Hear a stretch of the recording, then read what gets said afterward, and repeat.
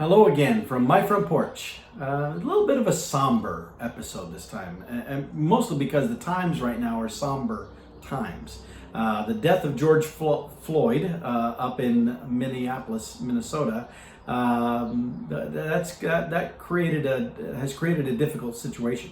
Now, first of all, his death was a tragedy that never should have happened. I've seen the video and the images of that, and it's horrible. And the more that I hear about the officer who engaged in what I think is direct murder of Mr. Floyd, the more I'm wondering why that officer was even still wearing a badge. That his record was horrible, absolutely horrible.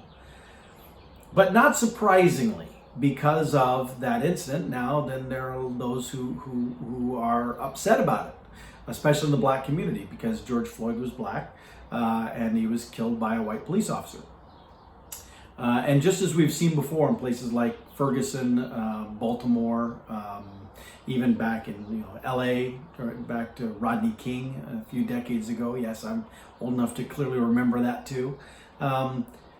Each of these instances, result in protesters taking to the streets and demanding justice for the individual who has been beaten or even killed. I do want to pause for a moment and say that I understand where that emotion comes from, where the desire to protest, to march. The problem is when that marching evolves into rioting and becomes destructive and aggressive and criminal in the activity that it does.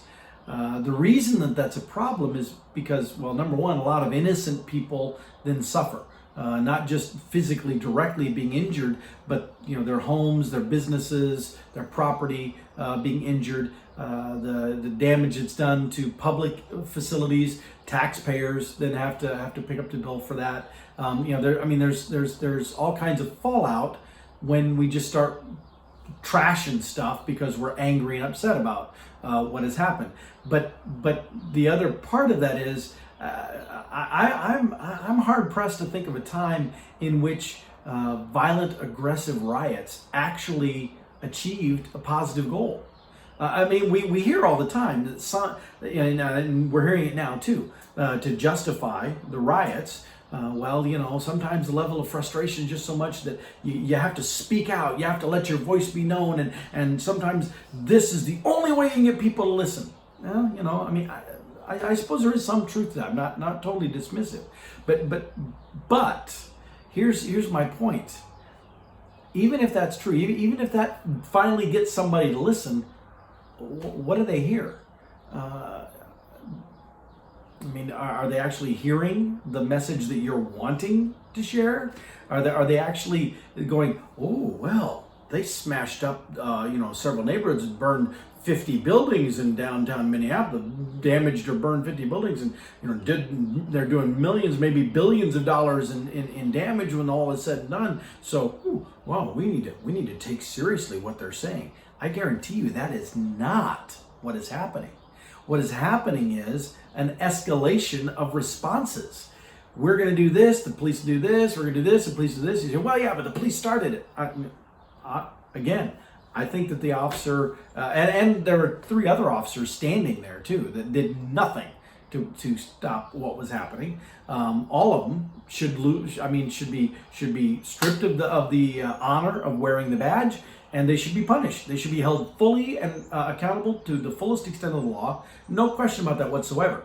However, that was only a handful of officers. There are, according to Wikipedia, there are currently over 800,000 sworn law enforcement officers currently in our nation right now.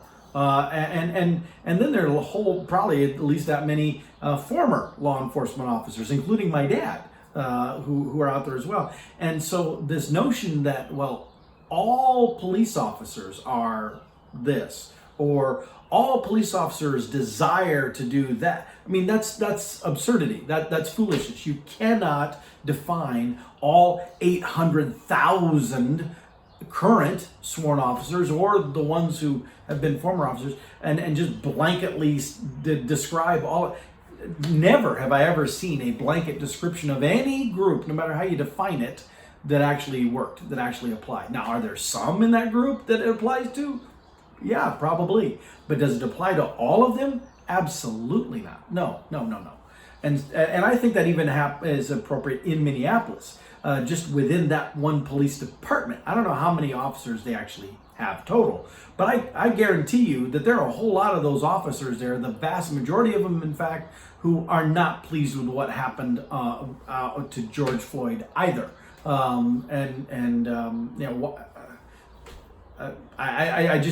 don't know that for a fact. I haven't talked to him, but I suspect that's the case. And if we had the opportunity to talk to them, I'm sure that's what we would hear. But regardless, the point being, yes, that was the catalyst. Those officers killed George Floyd, and then that prompted protest. But I want to focus on the aggressive criminal activity that goes along with the rioting. The rioting, protests can accomplish a lot.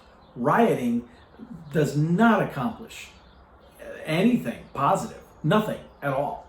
And so let's talk about that. Why would those who are protesting what happened to George Floyd want to then riot and give police additional cause to be even more aggressive? Well, it's interesting because increasingly I'm seeing reports that the protesters not only don't want that, but they're not even responsible for that. I'm seeing competing definitions of what's going on. I'm seeing some that say, well, it's white nationalists and right-wing extremists who are fueling it because they're wanting to make it a race war. And then I'm seeing others that the security experts and international intelligence officials that say from what they're observing and from what they're seeing on the ground, it's actually the more left-wing groups who are doing so. I don't know. I don't know. I'm not there, and I wouldn't want to be there anyway. But I don't even care which group it is or if it's somebody else entirely different. I've even heard that people are saying it's the Russians or some international cabal that is behind all of this. I don't know. It could be true. I don't know. I'm not here to judge that or determine that.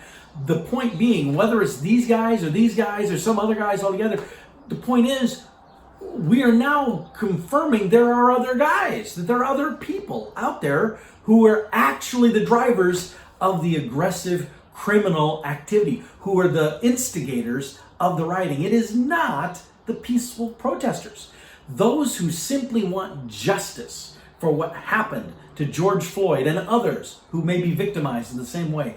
Those are peaceful protesters. They are gathering together to say, hear our voices. Hear us as we express our concern. Please make changes. That is a protest. That is peaceful protesting in trying to get across an idea. But then we have these other individuals who are reported as showing up at not just in Minneapolis, but in other cities where we're starting to see these riots happening, where they're showing up, they're all in black, they're wearing face masks and head covered, very nondescript, almost what am I thinking of? Like they're being, not ninja, that's what I'm thinking of, but like special forces kind of thing. I'm not saying it's the special forces in the army, but that they're dressed up for that kind of,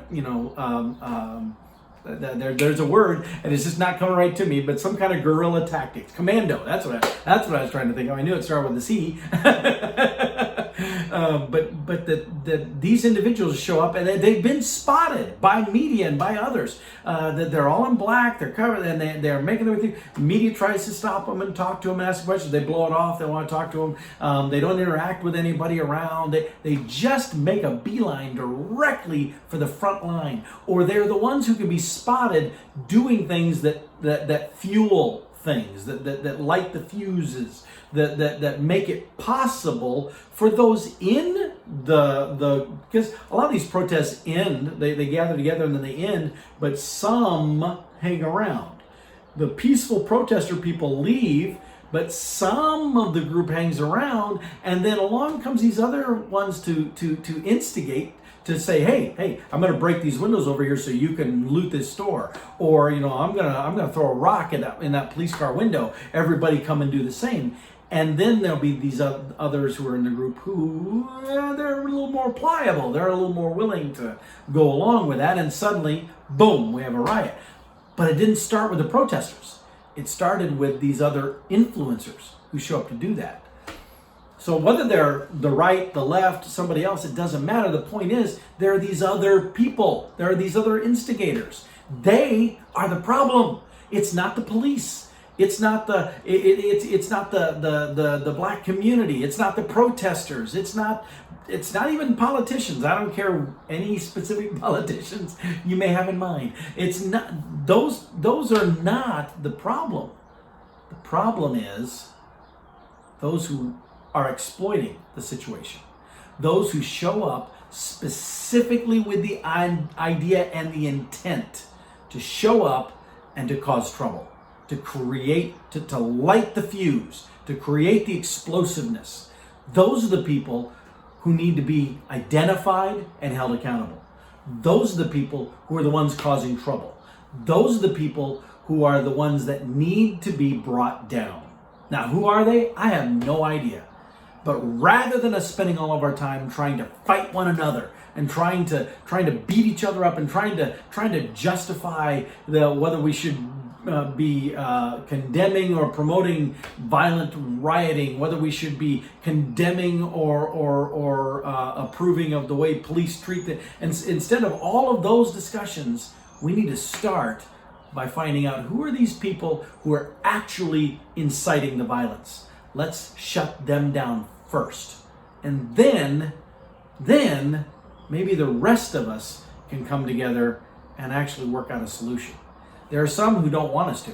There are some who don't want us to at all because they know the longer we are at each other's throats, the easier we are to control. Well, anyway, that's the thought I had for now. Again, it's not a happy, warm, fuzzy episode, but it's one that I thought was relevant, and I wanted to just get it off my chest. So there you go. All right, with that, and hoping for very soon to see our world brighten up again a bit and make it more appropriate for laughter and the frivolity that normally is the front porch. Definitely hoping for that. I will see you all next time from my front porch.